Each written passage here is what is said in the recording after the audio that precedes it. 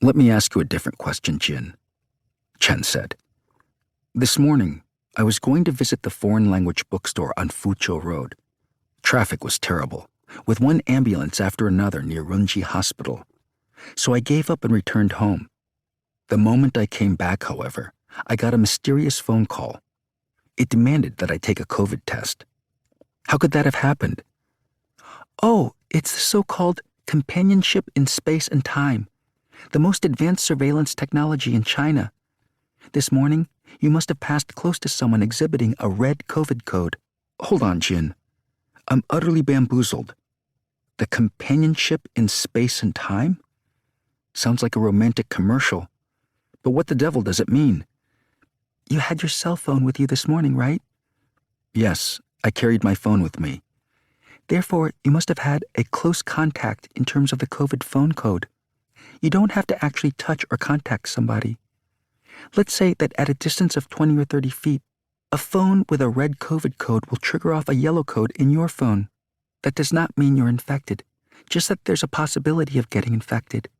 So you have to take a COVID test as part of the new zero COVID policy. That way, all the possible close contacts of COVID patients will be contained. It's so scary. Then I too have to report myself to the quarantine camp? You may not have to worry about that. Not yet, Director Chen, because the test will most likely turn out to be negative. If needs be, I can take your guest room tonight and accompany you to the hospital tomorrow.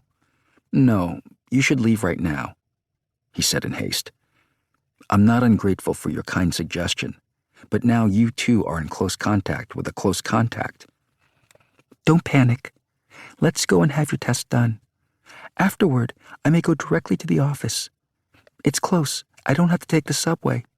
And I can have your direct instructions for our work on the way to the hospital. Each and every call between us may be tapped, you know. The same with email and WeChat. That was true. More often than not, they had to talk in a sort of coded language, understandable only to themselves. It was a tacit understanding between the two of them. Anything politically sensitive, or even personally sensitive, had to be left unsaid.